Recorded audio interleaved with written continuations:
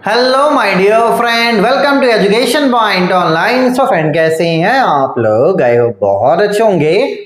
मेरे प्यारे बच्चों, आज हम लोग बात करने वाले मैथमेटिक्स 2 के प्रीवियस ईयर क्वेश्चन के एनालिसिस के बारे में बेटा, कि इस बार मैथमेटिक्स 2 का जो पेपर हुआ था दिसंबर में, है ना, दिसंबर 2023 में जो पेपर हुआ था, उस पेपर में किस तरीके के क्वेश्चंस आए थे उसको आज हम लोग डिस्कस करने वाले। और यहां से अपन को ये थोड़ा आइडिया लग जाएगा कि कौन कौन से टॉपिक्स है जहां से क्वेश्चन वो दे सकता है। देखो बेटा, एक बात आप समझना, मैंने सभी बच्चों को बोल रखा है कि कम से कम 4 से 4.5 यूनिट आपको पढ़कर जाना है। ठीक है, तो यहां पर बेटा आप अपना जो माइंडसेट है ना, वो ना कंसेप्ट ओरिएंटेड रखना। क्या रखना बेटा? कंसेप्ट ओरिएंटेड रखना। अगर कोई आपको ये बोल रहा है कि ये क्वेश्चन कर लो, यही वाला क्वेश्चन एग्जाम में आएगा, तो आप फंस जाओगे। क्योंकि देखो बेटा, अगर आप किसी टॉपिक को प्रिपेयर करते हो, जैसे मान लो आपने किसी टॉपिक को प्रिपेयर करा, तो इस टॉपिक में क्या है ना, मैथमेटिक्स 2 में बहुत सारे क्वेश्चंस बन सकते हैं। अगर आपने 5 प्रैक्टिस किया है तो ऐसा हो सकता है इस टॉपिक से 100 क्वेश्चंस बन सकते हैं बेटा।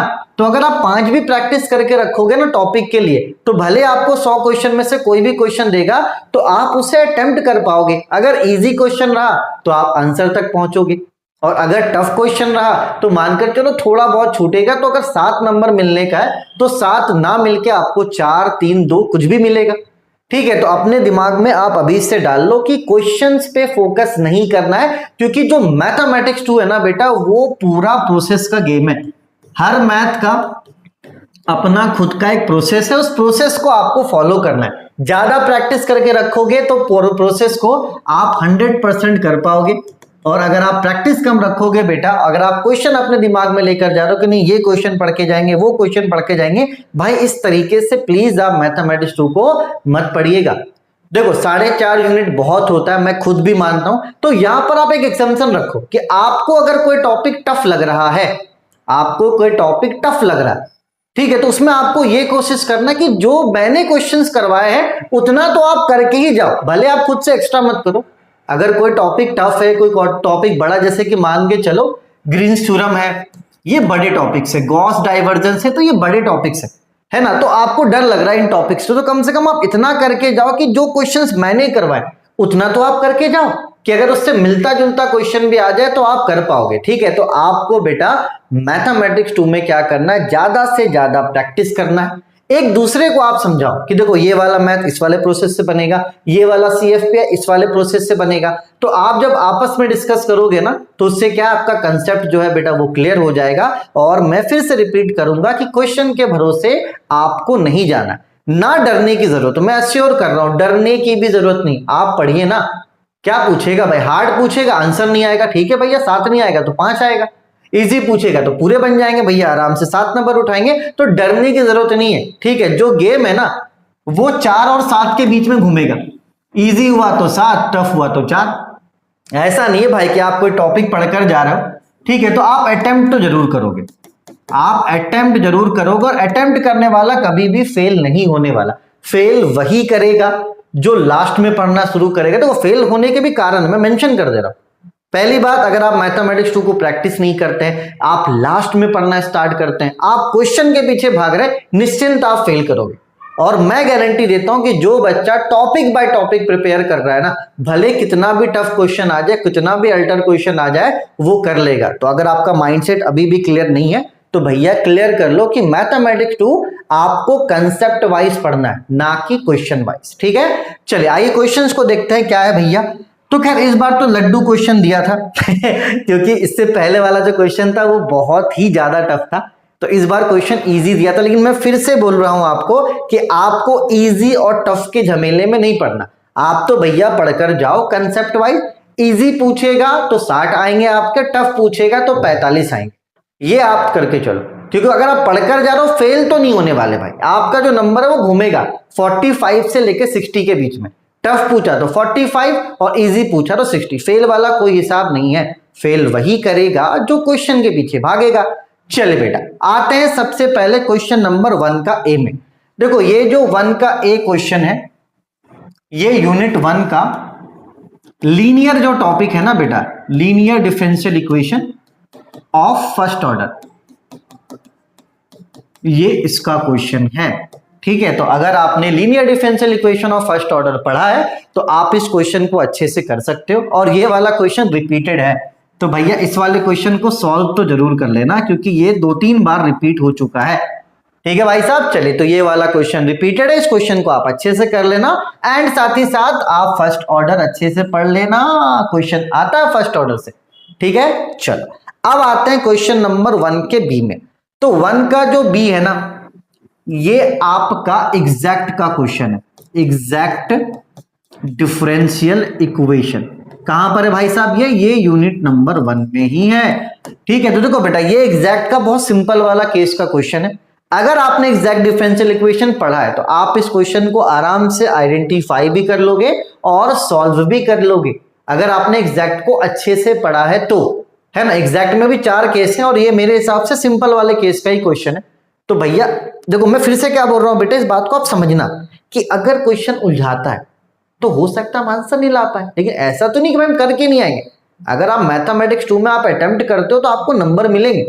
अगर अटेम्प्ट पूरा हो गया तो 7 मिलेंगे, कम बना तो 4 मिलेंगे, मिलेगा जरूर। ठीक है, चलिए बेटा, तो एक क्वेश्चन आपका लीनियर से था और दूसरा क्वेश्चन आपका एग्जैक्ट से था, यूनिट नंबर 1 का। अब देखो बेटा, एक है आपका टॉपिक CFPI, है ना। तो CFPI के लिए मैं आपको क्लियर कर दूं, CFPI एक टॉपिक है जो आपको 2 यूनिट में पढ़ना है। एक यूनिट नंबर 1 में पढ़ना है और एक आपको पढ़ना है यूनिट नंबर 3 में। ठीक, यूनिट नंबर 1 में कहां है बेटा? ऑर्डिनरी डिफरेंशियल इक्वेशन का CFPI, और यूनिट नंबर 3 में आपका पार्शियल डिफरेंशियल इक्वेशन का CFPI। अब देखो बेटा, अगर आप 4 क्वेश्चन को देखोगे, अभी से जो 4 क्वेश्चंस आए ना, आपके कोविड के बाद से 4 एग्जाम्स हो चुके हैं और चारों एग्जाम्स में जो CFPI था वो 14 मार्क्स का पूछा था। चारों एग्जाम्स में 14 मार्क्स का CFPI का क्वेश्चन फिक्स रहता है। ठीक है, तो आप CFPI जब पढ़ोगे भाग भाग कर मत पढ़ना, अच्छे से समझकर पढ़ना, क्योंकि अगर आप ऑर्डिनरी डिफरेंशियल इक्वेशन का CFPI पढ़ते हो तो आप पार्शियल डिफरेंशियल इक्वेशन का CFPI आराम से कर लोगे। अब बच्चे क्या करते हैं ना, बच्चे यूनिट नंबर 3 को छोड़ देते हैं। भाई साहब, कुछ भी करना, यूनिट नंबर 3 तो कभी छोड़ना ही मत, क्योंकि यूनिट नंबर 3 एक ऐसा चैप्टर है जहां से हार्ड क्वेश्चन बन ही नहीं सकता। वहां से जब भी बनेगा तो इजी क्वेश्चन बनेगा। तो एकदम आपके दिमाग में मैं डाल दे रहा हूं कि अगर आपने यूनिट 1 का CFPI पढ़ा है तो आप आराम से यूनिट नंबर 3 का CFPI कर सकते हो। और मैं फिर से बोल रहा हूं कि यूनिट नंबर 3 आप बिल्कुल भी मत छोड़ना, क्योंकि यूनिट नंबर 3 एक ऐसा यूनिट है जहां से क्वेश्चंस हार्ड वो पूछ ही नहीं सकता। तो देखो, आप खुद देखो क्वेश्चन नंबर 2 का ए, अगर आपने CFPI पढ़ा है ना तो आप देखकर हंसोगे इस क्वेश्चन में कि क्या है। अरे अगर ये क्वेश्चन ऐसा नहीं होता, ये क्वेश्चन कुछ ऐसा होता, e का पावर -x sin x, तो भी आप हंसते भाई, क्योंकि एक प्रोसेस का काम है ये। तो यहां पर इजी टफ कुछ नहीं है, आप पढ़ लिए तो आपसे बनेगा, आप नहीं पढ़े तो आपसे नहीं बनेगा। भले cos 2x बहुत इजी हो जाता है, अगर cos 2x के जगह पर कुछ और भी होता ना, अगर कुछ ऐसा होता cos 2x के साथ e का पावर 3x ऐड कर देता तो भी ये क्वेश्चन इजी है। ठीक है, तो CFPI बेटा आपको अच्छे से पढ़ना है। ठीक है, तो ये वाला जो क्वेश्चन है ये आपके यूनिट नंबर 1 का CFPI का क्वेश्चन है। ठीक है, चलिए आगे बढ़ते हैं मालिक, है ना। अब देखो, यूनिट नंबर 5 का ए भी क्या है? CFPI। तो आगे 14 नंबर, हाँ ये भी CFPI है, लेकिन ये किसका CFPI है? यूनिट नंबर 3 का, है ना। तो आज के वीडियो से क्या पता चला? ये पता चला कि भाई साहब यूनिट नंबर 3 नहीं छोड़ना है ना। आप क्वेश्चन नंबर 4 का ए देखो, ये यूनिट नंबर 3 का है और बहुत सिंपल क्वेश्चन है भाई साहब, बहुत सिंपल। अगर आप पढ़े हुए तो आप बना सकते हो। 4 पिट्स मेथड, ये भी कहां से है मेरे भाई साहब? यूनिट नंबर 3 से है। चलिए, तो एक बात तो आपको समझ में आ गया। क्या समझ में आया? अभी तक आपको क्या समझ में आया? अभी तक अगर आपको समझ में नहीं आया तो अब मैं आपको समझा देता हूं। अपने दिमाग को खोलिए और दिमाग में उस बात को डाल लीजिए कि unit number 1 plus unit number 3 आपको बिल्कुल भी नहीं छोड़ना है।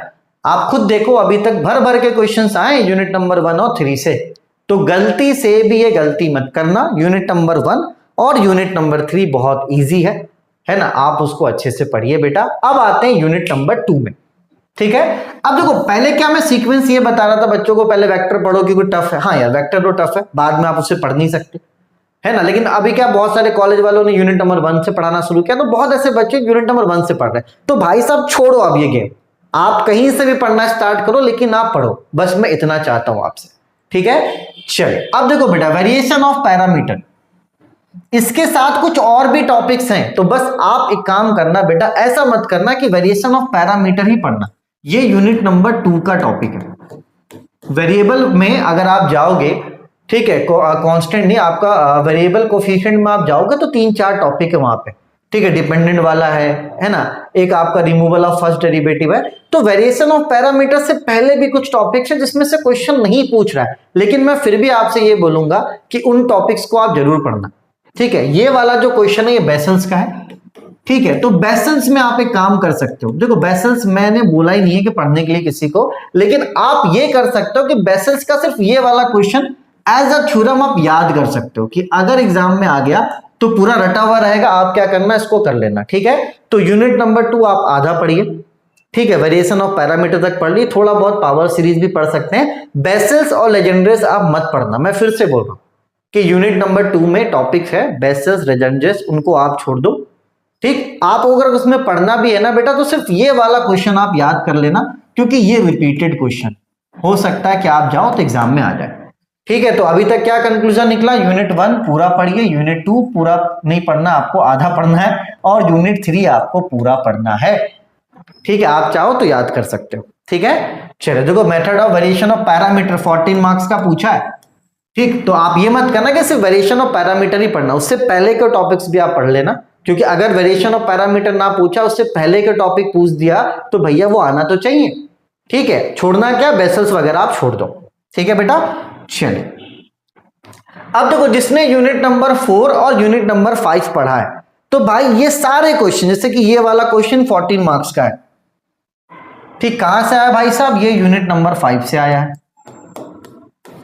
ठीक। ये क्वेश्चन कहां से आया भाई साहब, ये यूनिट नंबर 5 से आया है। ये वाला क्वेश्चन कहां से, स्टोक्स थ्योरम, ये यूनिट नंबर 5 से आया है, ठीक है। ये दोनों क्वेश्चंस, ये यूनिट नंबर 4 के क्वेश्चंस हैं, ये यूनिट नंबर 4 का क्वेश्चन है, ये यूनिट नंबर 4 का क्वेश्चन है, ठीक है, और ये भी यूनिट नंबर 4 का क्वेश्चन है, ठीक है बेटा। चलिए तो एक बात आप समझो, देखो ये भी यूनिट नंबर 4 का क्वेश्चन है। चलो तो आपको यूनिट नंबर 4 और 5 में क्या करना, देखो बेटा मैं मानता हूं कि यूनिट नंबर 5 थोड़ा टफ है, तो यूनिट नंबर 5 में कम से कम आप इतना तो करके जाओ जो मैंने पढ़ा दिया भाई साहब। देखो ये वाला क्वेश्चन मेरा करवाया हुआ है, सेम डिट्टो क्वेश्चन आया है 14 मार्क्स का, भाई मेरे पीछे पीछे 2-3 बार प्रैक्टिस कर लो ना, लिख लेने की क्या जरूरत है। हो सकता है उधर 1 सेकंड फर्स्ट का क्वेश्चन टफ पूछ दे, तो यहां से तो बचोगे ना।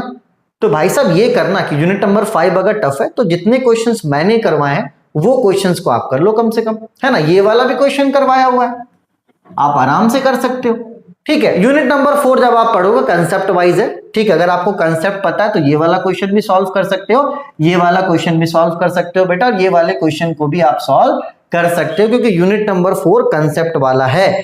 चले तो कंक्लूजन क्या निकल रहा है, कंक्लूजन ये निकल रहा है कि यूनिट नंबर 5 तो आप पढ़ेंगे, लेकिन अगर आपको उसमें किसी टॉपिक में दिक्कत है तो एटलीस्ट उन क्वेश्चंस को आपको करके जाना है जो मैंने करवाया है।